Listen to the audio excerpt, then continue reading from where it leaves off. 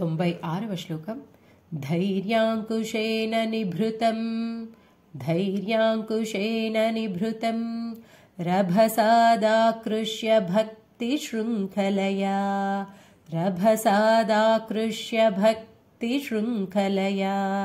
పురహర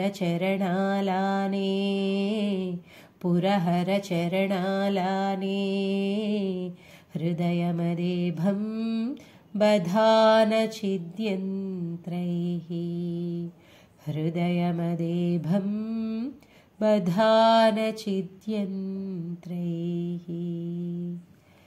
ధైర్యాంకుశేన నిభృతం రభసాదాకృష్య భక్తి శృంఖలయా పురహర చరణాలానే హృదయమదేభం బధాన ఛిద్యంత్రైః. 97వ శ్లోకం. ప్రచరత్యభితః ప్రగల్భవృత్యా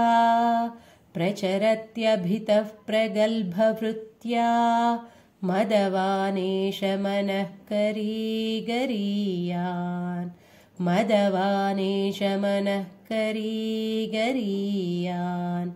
పరిగృహ్యనయేన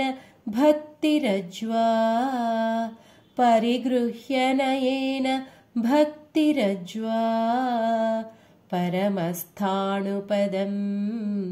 పరమస్థాణుపదం దృఢన్నయాముం.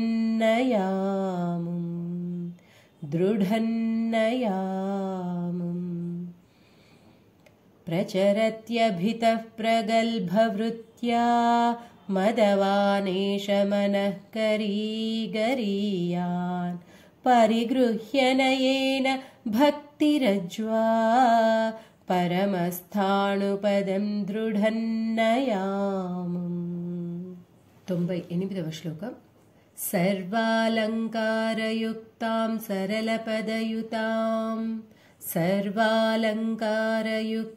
సరళపదయుతాం సాధువృత్తాం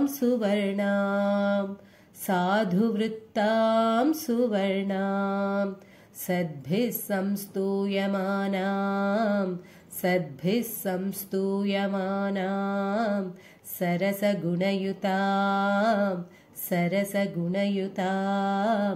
లక్షితాం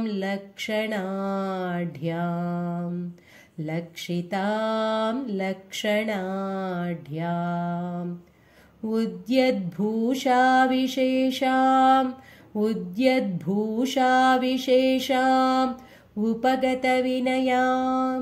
ఉపగతవినయాం ద్యోతమానార్థరేఖాం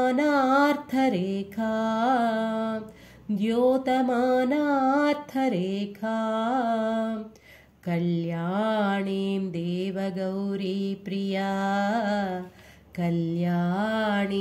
దేవగౌరీప్రియా మమ కవితా కన్యకాం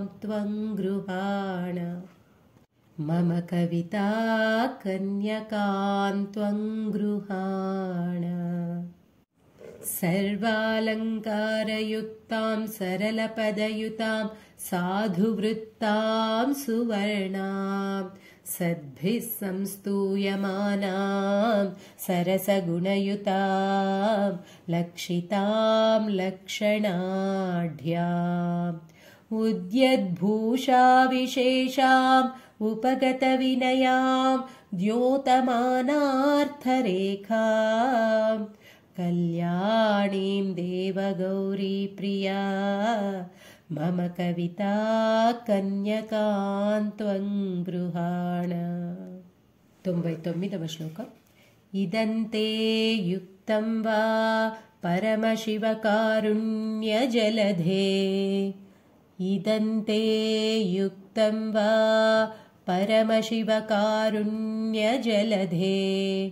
గతౌ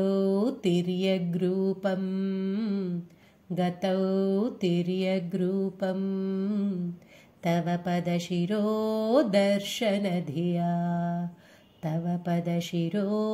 దర్శనధియా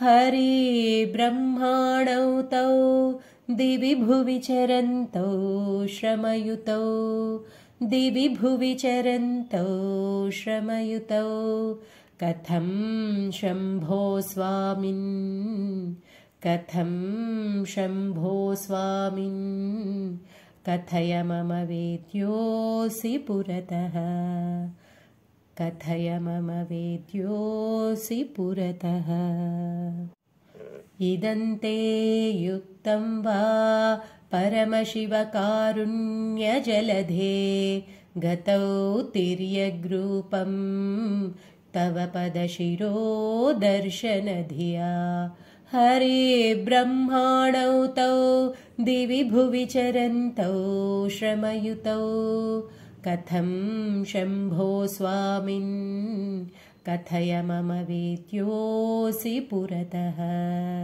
100వ శ్లోకం स्तोत्रेणालमहं प्रवच्मि न मृषा स्तोत्रेणालमहं प्रवच्मि न मृषा देवाविरिञ्चादयः देवाविरिञ्चादयः